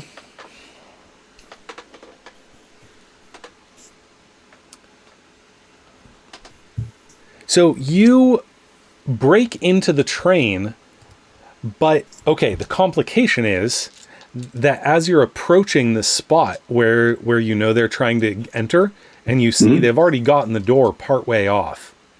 some of the gas is coming in the door. There is the potential that it is going to affect you as well. This is going to put you in a more risky position if it does come to a skirmish, because the gas is already starting to mess with your thinking faculties. That's fine. I don't need to think hard. I just need to hit hard. All right. Breathe a little bit of it in, see if it's some of the good stuff that weed had made. Maybe it'll help. Flashback the smoke out sections between Bartimaeus and Weed. Just like, all right, now this one's going to put you to sleep. I just imagine a flashback here as Weed is sitting in the Arboretum just smoking, just all by himself, and like this door just busts open and like this just cloud of smoke comes out from this chamber that we've created. Bartimaeus just comes out like, whoa, looking a little green, like he's been like working himself up to be resistant to this attack. I've been hotboxing Bart for the last 9 months. The guy can stand. So, could he flash back to have Mithridatism, like where he like exposes himself to small bits of poison? to be a little more inured to this. Or just sitting there like just holding my breath for like 6 minutes. I've been training hard. For the last 5 years, building up an immunity to iocane powder. Yeah. What would that be? Like, do I have to roll a skill? I don't even know. That would be a flashback. I think I would... That's totally plausible and within your means. I would call for some kind of roll to... What action would you think it is to prepare yourself for this situation?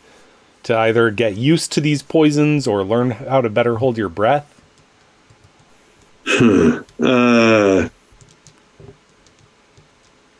I don't know. Maybe, I mean, attune is more magical, right? Like under resolve. I feel like that's sort of like will, or I don't know, attune or command or something like that is what I'm thinking. I don't know if prowess would work because it's just wreck, prowl, and finesse. And skirmish is just fighting stuff. I don't know. Study, maybe?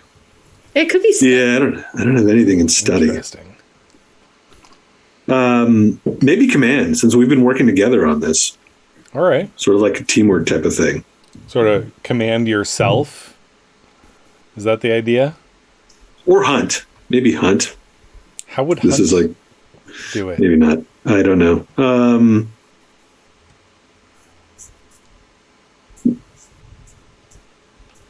Well, this is your choice. Yeah, I'll just let's go for attune. Actually, just sort of like Attune. Concentrating, holding breath. Sure, I'd buy that. Attune is probably the closest to willpower you've got here. Yeah. All right. Do you want to come up with things first, or should I just This roll? is standard position and effect, risky and standard 5. effect. Good. Yeah, this is that's pretty good. You have you've learned to hold your breath. So what I'm going to do is I'm going to set up a progress clock for you being in this smoke. Okay. I was going to set it as being 3 ticks before it causes serious harm. But instead, because you're used to it, I'll say the progress clock is 5 ticks before it starts to have a serious effect on you. However, all right, so the Shiv is just standing in this smoky train, just waiting for anybody to try to come through. Yeah, exactly. How do clocks work? So this is another part of the system I haven't talked about yet. They're progress clocks, and each time you fill one section of the progress clock, it gets closer to the thing, whatever it is, being complete. So one thing I've been tracking in the background is the progress clock of them loading up the Sunspark engine, which I haven't been sharing with you because you only just now got eyes on it. But they pretty much just finished the progress clock of loading up the Sunspark engine. They've only got one step left. So basically, every time we take an action, you tick off another section of the clock. Yes. And it can be other things. Like that one is every time you take an action. Others could, I mean, it could be anything. Anytime you accomplish something toward a goal, you can have progress clocks. You're trying to accomplish, piss off the Duke enough that he overextends to attack me. Anytime you do something that offends him, you fill in a section of the progress clock. One of the live stream actual play shows I saw had a progress clock for dog eats meat, when they used a steak to distract a guard dog. Okay. So we've got a 5-point progress clock started for you in the smoke here. Hold right. your breath. Meanwhile, back to the others. Weed, you come running up to see Vine, closing her eyes and getting super focused, and she just takes a breath and calms herself. And You want a hit of this? No, not the time. All right. Yeah, I just hold up a finger, like slightly peeved. on the other side of the train, you hear a female voice say, "That should do it. Load it up, strap it in, and let's get out of here." That is what she said.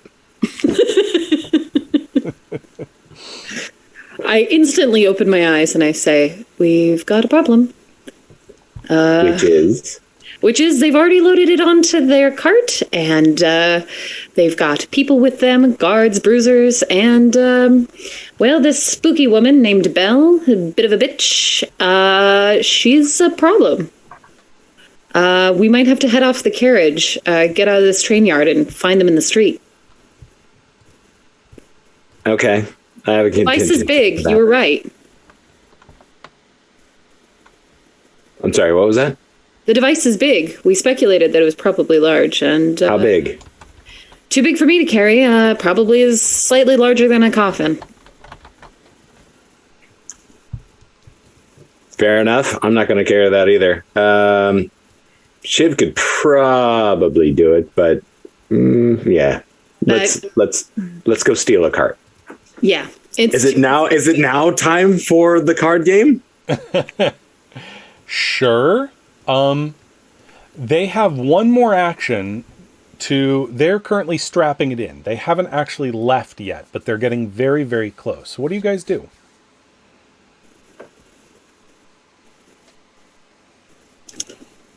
We could either try to take them out.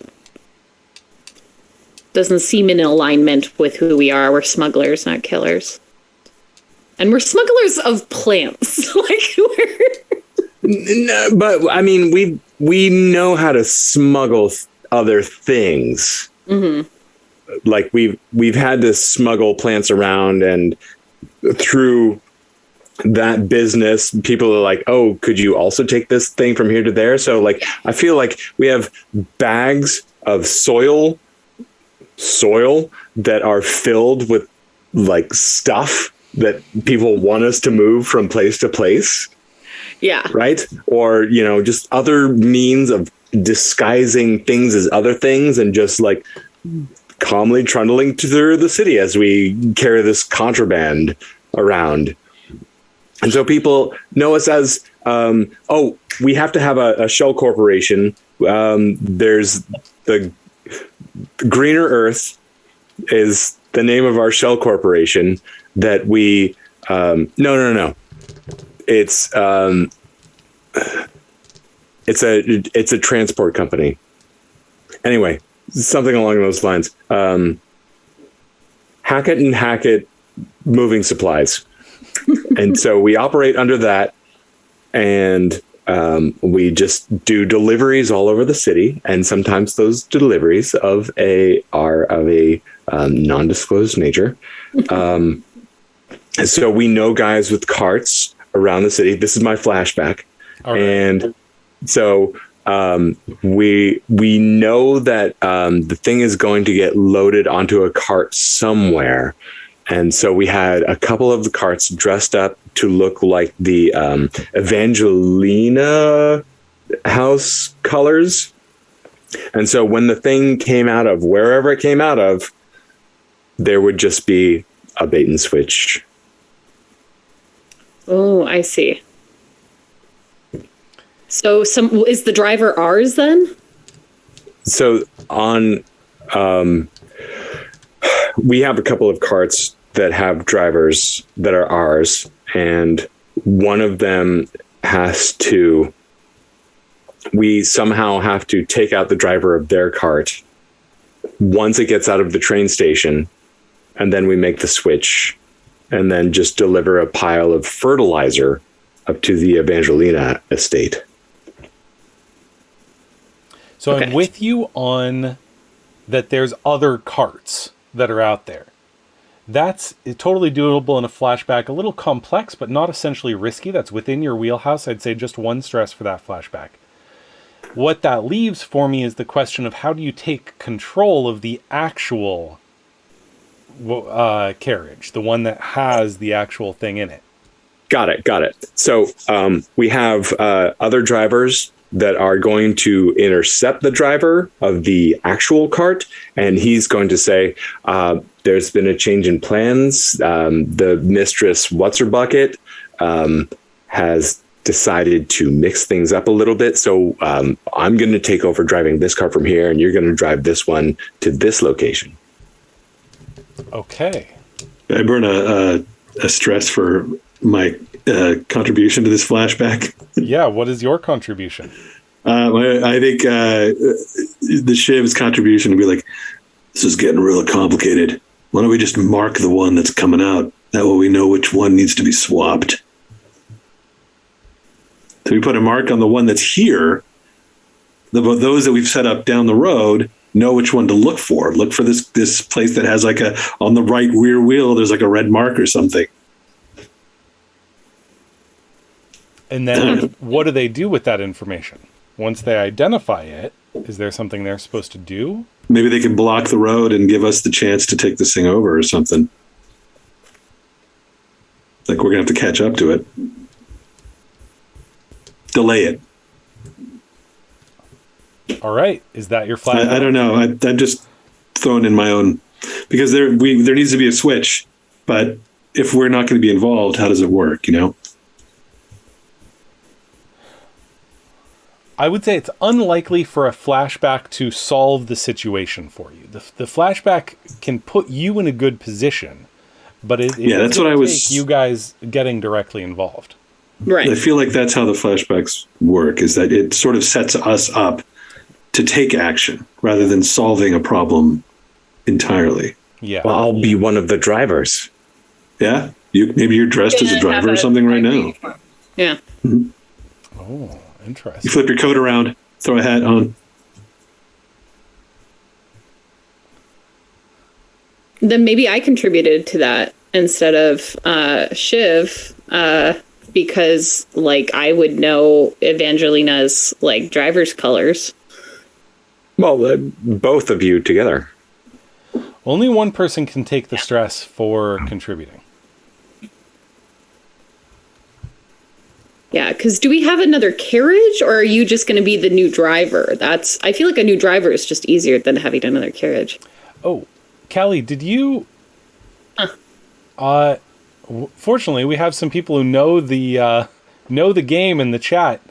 I'm being informed that the spider special ability allows you to assist another.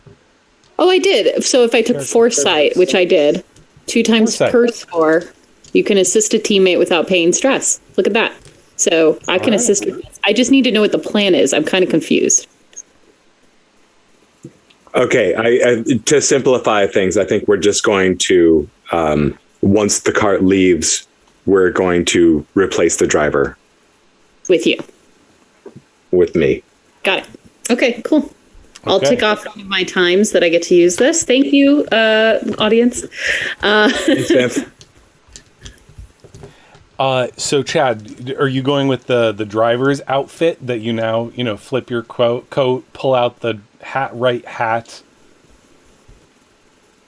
Yes, and that's going to fall under subterfuge supplies, which I'm marking off on my character sheet. And slide down a zip line at the last moment, kick the driver off the seat and take a spot. No, I'm just going to, hey, buddy, can I get a ride? Here, Try the sandwich that I just made.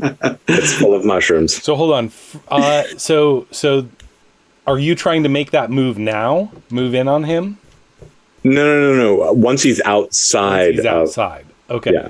So first of all, to have the right outfit, what action do you want to use for that to prep this? Oh, that's definitely going to be study or survey. All right. Plus the one I gave you. I would say I would accept either of those. I would say this is going to be high risk, high reward. Okay. So minus 1 die? It doesn't affect your dice at all. This is a desperate, because if you get it wrong, it could be a serious consequence. Which does give you an XP point in that category, an insight. But a potentially a great effect if it succeeds. There's a 6. Yes. You feel confident that your outfit is spot on. Meanwhile, in the train yard, coming back from the flashback, you're like, good thing I prepared this hat. Are you swapping into the outfit now?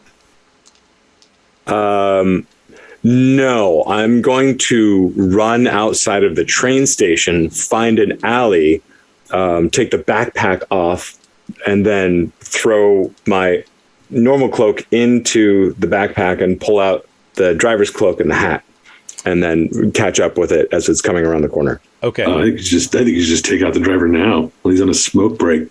There's people around. There's a bunch of them. Yeah, it needs to be seen leaving the train station, I think. Yeah. Please. Yeah. Go ahead and I'm going to need a finesse roll or something similar to get out there and change quickly enough. 5. All right.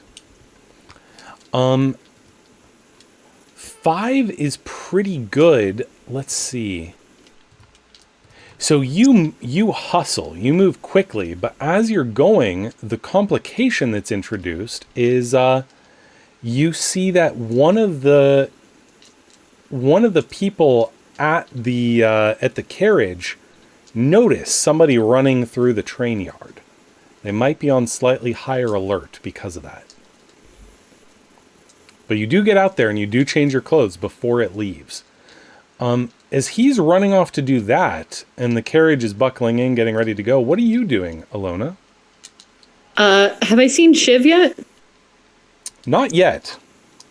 I'm going to go try to find him. All right. Meanwhile, let's get back with the Shiv. All right. I'm marking off another point on the progress clock for smoked out. As you are waiting to see if any lampblacks get through here. And your patience, I'm not going to wait too long. If it doesn't sound like they're coming, then I'll bug out. But I got to buy everybody some time. Your patience pays off as suddenly there's a creaking of metal and the remains of this door are ripped off their hinges. And 3 of the lampblacks come pouring in, coughing and choking and clearly disoriented from the smoke, but active. Most of them have pulled things up over their mouths. All right. As soon as they start, they start coming down the road to head towards another exit, Shiv just comes charging silently out of the mist. This big weapon in his hand, his scarf over his face, and his eyes just on fire. Savage skirmish attack on these guys. All right. Just I'm going to give that a controlled position because you set up this ambush so well, and the potential effect would be normal. You're still one guy against 3, so it's not great effect, but you do have. Is there a way that I can go for a more a greater effect, a more resounding defeat of these guys by taking by making it more desperate? Because it is it's me against 3, but I'm willing to push myself and try to end this quick. That would be not to be trifled with. If you want to push yourself, we can. Well, I've also got Savage too, which is when I unleash physical violence, it's especially frightening when you command a frightened target. I don't know how this is supposed to work. I think that would be next. So you got to do the skirmish action first, All And right. depending on the results of that, you could try to do a command action to tell them to leave. Yeah, my plan is to basically come in with skirmish and mess these guys up so bad that they put them back on their heels and then terrify them into running the other way. Perfect. So that would be skirmish and then command. So you come in with... So if you want to use your not to be trifled with, you could push yourself to increase the effect level from great to... or from normal to great. I'll do that. So that's 2 stress. And go ahead and make your roll. For a little distress. Do I get another die too because of burning stress or no? I'll give you... I'm not sure what it's supposed to be, but I'll give you the extra die because this is a special ability. I feel like it should be in addition to rather than instead of. There we go. 5 is the best I got. I can now roll a 6 to save my life, but I got a 5. All right, you come charging in with a roar, just beating on these guys left and right. You crack some bones and smash some skulls, and they are beaten back out of the train car, just on their heels. Definitely, yeah, you drive all 3 of them back and kind of potentially put a bit of a fright into them. As a complication, I'm going to say in the... I'm going to mark 2 ticks on smoked out instead of just 1, because you're breathing so heavily as you charge into this. And there's a gust of the smoke coming in the train car. You get a full face full of it. All right. But they are driven back onto their heels. What's your next move? Next move would be to use my savage ability and try to command them to basically just give this up. Like, they come in here, they're going to die. Go for it. You're setting this up well. Let's say maybe not controlled because you still are outnumbered 5-1, but we'll do just risky instead of desperate with potentially great effect. Right. Looks like savage gives me a +1. Well, how do you know if someone's frightened or not? Is that what the first attack did? That's what it allows me to use it. All right, so that would put me at 2. I'm going to take a devil's bargain here to push myself up another one because that only gives me 2. So what is the like cost that you're proposing? What is the devil's bargain? I think maybe the devil's bargain is like another sort of injury or trauma or something like that. Like he got hurt in the process of hurting these guys. Like he went so far into them. But that's also kind of working for him. Like he's bleeding and it's still not stopping them. Sure. I like that. So you got hit on the head in the skirmish. Mm-hmm. There's just like blood coming down his face. Down your face, which hurts you obviously, but is terrifying. Go for it. Make your roll. Come on. 3. Oh no. My D6s hate me. Oh, that is rough. All right, let's see. This was risky. Things go badly. You suffer harm, a complication occurs, you end up in a desperate position, or you lose this opportunity. Can I choose? I'll go to a desperate position. This is my job. So first of all, suffer the harm that you took as your devil's bargain. I'm going to say that's a level 2 harm. You got a head wound. So that's going to give you -1 die in relevant things. Okay. We also now tick the 5th action of smoked out. So you were going to take another level 1 harm, which is confused. It is now permeated your brain. You are confused and disoriented. And they do not flee. Instead, they move up to surround you and putting you in a desperate position. Alrighty. The Vine, you are approaching this situation right now, and you see Bartimaeus getting himself surrounded. Chad, question? Aren't they also affected by the smoke? They are. Yeah, they're super affected. He's been getting better position and effect because of that. Normally, 1 against 5 would not have such good odds as he's been getting. Callie, what do you want to do? Well, what do I see? You come up, you see a train car with the back sliding door open. This one is parked and appears to have been damaged. In the collision, one of the doors slid open. On the other side, you see Bartimaeus bleeding from his head in a cloud of smoke. And as he sort of has just stepped right up to the edge, the far side of the train, you can see on the other side, you can see through the car to him. But on the other side, you see the lamp blacks. The smoke's starting to disperse now, so you can see them. They're spreading out to surround Bartimaeus.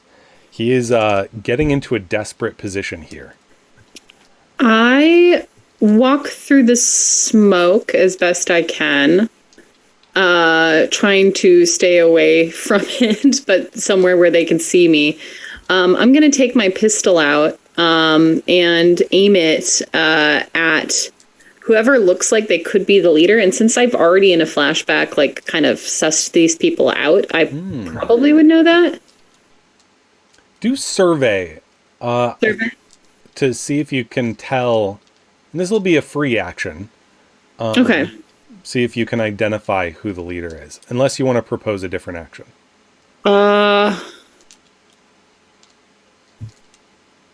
Could I use study to have already known this about the lamp blacks? Sure.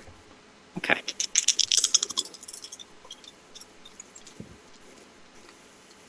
One. Shoot Bartimaeus by accident. Oh, thank you. Oh no. No, I didn't shoot. I was trying to suss out who the leader was. Oh, Okay, so this was a controlled position because you weren't putting yourself in risk yet. However, the result is you can't tell from here. If you want to tell, you need to get closer, which is going to get you involved in the melee. You're going to move into a risky position. No, that's fine. If I don't know who the leader is, it doesn't really matter. I'm just still going to take out my pistol and kind of just move it in between them. Between the hoods and the smoke, you just can't tell from this distance. Yeah. I just shout out at the General Assembly. That's enough. The cargo has already been loaded up. It is on its way out. Leave my man alone, and you can leave here intact. Ooh, very nice. What action is this? This is kind of like a deal. So consort. Okay.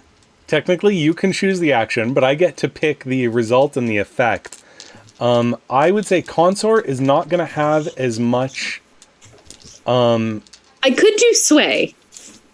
Sway would have a more powerful effect than Consort. Command would probably have the most powerful. I don't have anything in command, so I'm going to do sway. Okay. I'd say this is risky, but potentially great effect. If you can convince them to leave, you're all set. Cool. I'm going to burn a stress on that. You need 2 if you want to push yourself. Oh, shit. If you don't push yourself, you can take a devil's bargain. Maybe like they know your face and you've made an enemy. No, let's do it. I could burn a stress and give you that rather than you burning 2. How much have you already used? I already used 5, which... About the same here. Yeah. That's why it's kind of on the edge right now. Do you want to give a stress, Rob? I do. I'll burn a stress. What do you do to assist? I think to assist, he's just not giving up. He's just like, you're fighting for nothing. So it's like... Except your own death. Sure, they may be able to take you down, but you're going to take some of them down with you. Yeah. Sort of stance. All right. That'll give you an Even if you win, you lose. Go for it, Callie. Make your All right, roll. cool. So that means I only take 1 stress instead of 2. Okay. No, you don't take any. No, you don't take any. I took 1 stress to give you that bonus, yeah. To get me that bonus, which would bring... Is that to 2 dice or... Well, what? How many points do you have in sway? 1. So that gets you to 2 dice. 2 If dice. you want, Okay. you can also take a devil's bargain. Or not. You don't have to. Do it. Devil's bargain. Let's do it. All right. What's your devil's bargain? All right. So what would the consequence of this be? I can suggest, like, one that suggests itself to me is that one, like, they see your face, they know who you are, and you're making an enemy. But Okay. it could be something else. No, it's fine. I could be making an enemy. All right. All right, let's do it. That gives you an extra die. That brings you to 3 now, right? Yep, 3 die. All right, go for it. 6. 2 6s. Ooh, nice. The criticals. Man. Clearly in our D&D game, I need to be rolling D6s more. Oh my God. Clearly, everybody just needs to be giving you a bonus. That's all we need to do. Let's just give Callie bonuses and let her roll. I'm not going to roll for anything anymore. I haven't rolled above a 5 this entire game. Oh my God. As you say that, one of them looks through the train car and points and says, "It's true, boss. There's the carriage. It's leaving now." Oh, yeah. And the leader snarls some curses and says, "You win this time, Green Thumb, but we'll be coming back for you." And then they run off into the darkness. All right, I go over and I help Bartimaeus and Yeah, Shiv just stumbles out of this thing like bloodied and like smoke coming off of him. He doesn't even really react much to the vine. He just stumbles his way over to where his lantern was left on this crate. And he picks it up. "You all right, puppy? You okay?" He's just like bleeding on it and like on the ground. He's got a head wound. He's confused. Did we win? that is yet to remain. That remains unseen. But the weed ran up ahead. But so far we've dealt with one problem, and we have a host more. So it's down to the wire here. You guys failed to stop the carriage from leaving the yard, but Weed is waiting on the outside. You're in your driver's outfit. Somebody saw you running, you're sure of that, but you don't know that they would recognize you. The carriage is coming out at a moderate trot. What do you do? Step out in front. All right. Hey, The driver pulls up short, but you see you immediately hear a voice from the back say, a woman's voice, "What's wrong? Why are you stopping?" What do you do? just minor inconvenience, madam. As I start climbing up onto the thing. We're moving right along. All right. Does the driver have any reason to let you in? Yep. I give him a sandwich. Sandwich. I'm going to say this is what action are you doing here? I'm going to use finesse. That'll cover you climbing. That's not going to help the driver make you any happier. It's not going to make the driver any happier to see you climb in. I guess this would be a sway. All right. And I'm going to push myself. All right. To give me one die. Oh, God. And wait, make a devil's bargain. Because, I mean, we're only running this thing once, right? I can assist without paying stress. You'll take my But you're far away. You're too Does that far matter? away. That's right, I'm too far away. Ah! Yeah. All right. So the devil's bargain is, if he doesn't buy it, he shits me. Well, the devil's bargain has to be something that's going to happen no matter what. Yeah. He shivs you anyway. No matter what. Terrible. Whether you succeed or fail. Then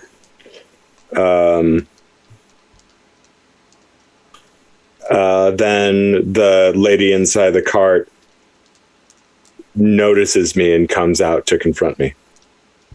Ooh. I'm going to reject that one because we're almost out of time. We need to make this the last roll. So everything is going to hinge on... I'm just going to be straight with you guys. We're out of time. Everything's going to hinge on this roll. So what is the devil's bargain that you're making? Sometimes Then I'm just going to push myself. I'm not going to make the bargain. You can do both. All right, fine. Yeah, I'm going in for it. The devil's bargain is that it happens anyway.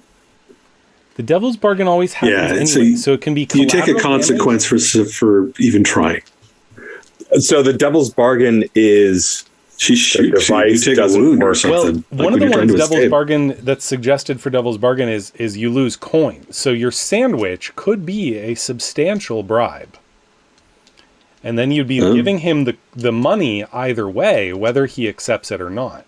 You'd be losing the money. Okay, I'm fine with that. All right. So yeah, that will get you slip him a second or third die. 2 dice. This is desperate with potentially great effect. It's all going to come down to this, folks. I just found a great list of devil's bargains. No. Things too. If it fell on the ground, re-roll it. 4. Well, Four is partial success. 4 is not wrong. Not. 4 will is success, but with a consequence. All right. With that, you are actually able to take over. He accepts your bribe and hops out. You are able to take over. What are you doing with this cart? You now have not only the item, but its guards with you. Meet at the rendezvous point. I'm meeting at the rendezvous point. I'm just going where we agreed to meet up with. All right. The crew. You meet at the right in front of the train station. You have previously arranged for a substantial enough force here that when you take this into your territory, the woman and her 2 guards have no choice but to surrender. However, the consequence of your 4 is a severe consequence, which is they know, the Evangelina family knows exactly who took their Sunspark engine. Oh dear. And that potentially sets us up, if we ever have the chance, for a part 2. The second score. Oh, yeah, no, we definitely have to do a part 2. Yeah. Well, congratulations, guys. You succeeded. You stole the Sunspark engine. It was not without complications and consequences. Bartimaeus had a pretty bad day. I did have a bad day, but that's what I built him for. I built him to have bad days. Yeah.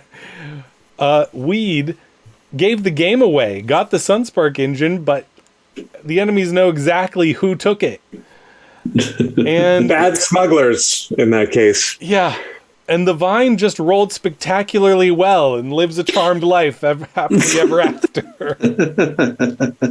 She's pretty and she's lucky, and God damn her. God does pick favorites. The dice certainly do. Well, viewers, thank you all for coming. Does anybody have any questions before we wrap up? Any comments?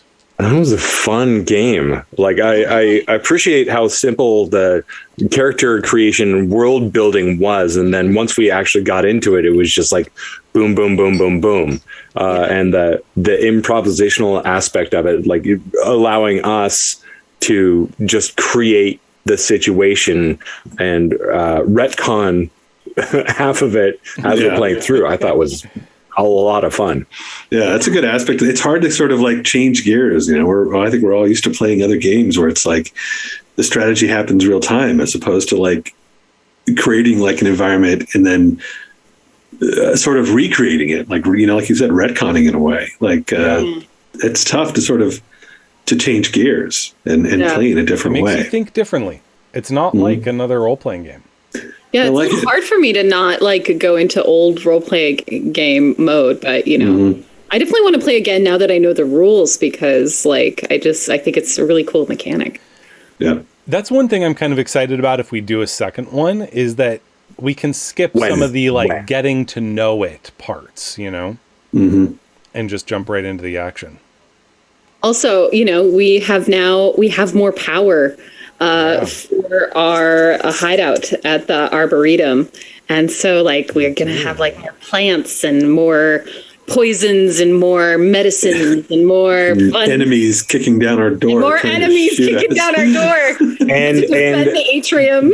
There's part of me that's Arboretum. like, we have to set up a taco shop and we call it the Arborito. Oh my goodness. Burrito. So really briefly, the payoff, you guys are actually going to gain 4 rep from this. The default is 2, but this was a major heist against a group that's more powerful than you are. Right. Where is rep? Yeah, where does rep Well, go? it's on the crew sheet. We'll figure it out when we ever do another one. Probably not a lot of coin from this.